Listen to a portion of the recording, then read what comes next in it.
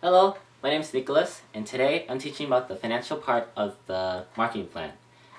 Well, what you should have for your financial part in under 8 minutes. That's how fast this lesson is. So, please, I know this presentation can be a bit boring, but please pay attention, and I hope you guys enjoy it. There are 4 things that you should cover: projected sales, startup costs, expense budget, and financial situation analysis.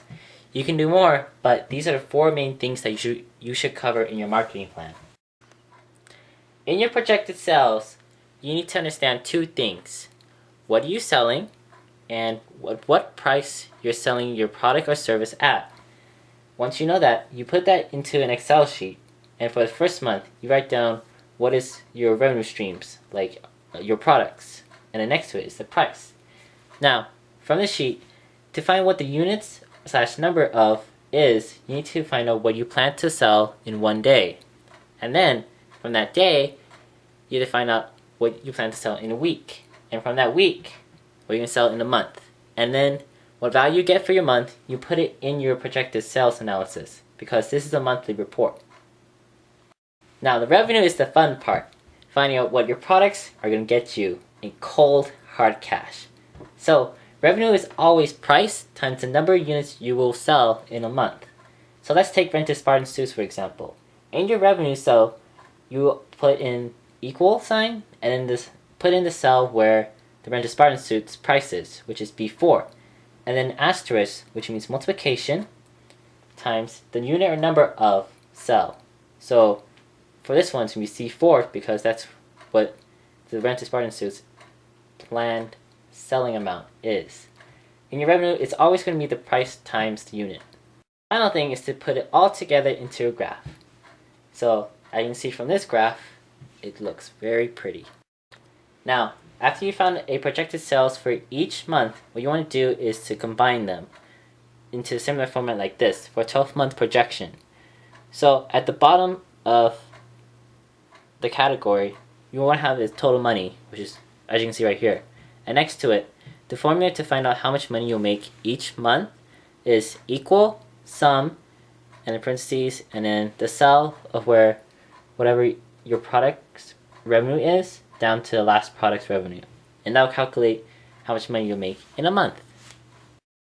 The next step is finding your startup costs. So to do this, you need to answer these questions. How much is the rent for your building or the cost of it? What equipment are you buying? What is your starting inventory if you're selling products? What is your advertising promotion? How much money was given to you for your first investment? Other expenses, your salary, utilities, telephone, insurance, and maintenance. Now, for the investment, what you want to do is to leave that blank for now and then figure it out later, which I'll explain in the next couple minutes. So once you tally up how much is your total expenses, as you can see from this diagram, you have to use the sum formula. After you've done that, you want to multiply by 0.05% of your total expenses. So equal the cell of your total expenses times the asterisk 0.05, and then press enter. And then this is how much tax from your total expenses. And then add up your total expenses and the 5% of your total expenses to find out your estimated total expenses. This is your startup costs. Your expense budget summary will be the same as your startup costs, as you can see from here.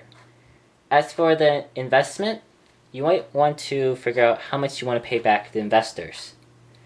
And then just follow the same guidelines as your startup expense, but for your other expenses per month.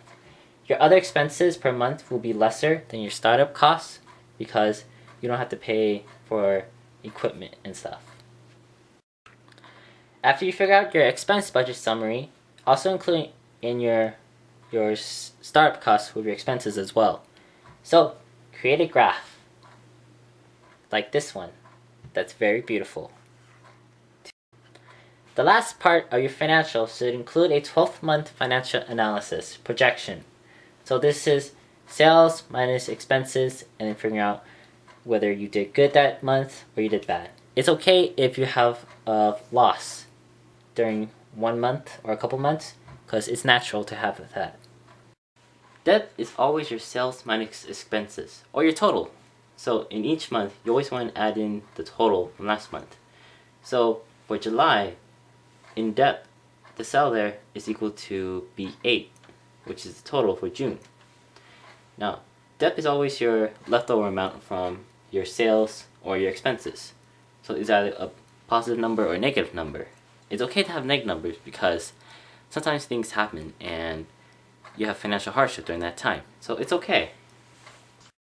A really quick thing about debt, in your first month, it should always be 0 because you don't have any debts from before unless you're a gambler or something, which is scary. And now, here's the fun part, the profit or loss statement. This tells you if each month whether you made a profit or loss.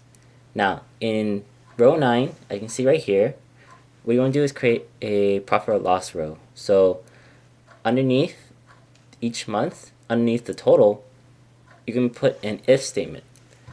Now, this formula is equal, capitalize I, capitalize F, parentheses, the cell where your total is. So for this one, it's in B8, then greater than sign, 0, comma, quotation mark, capitalize P of profit, ending quotation, comma, quotation, loss, quotation, and ending parentheses.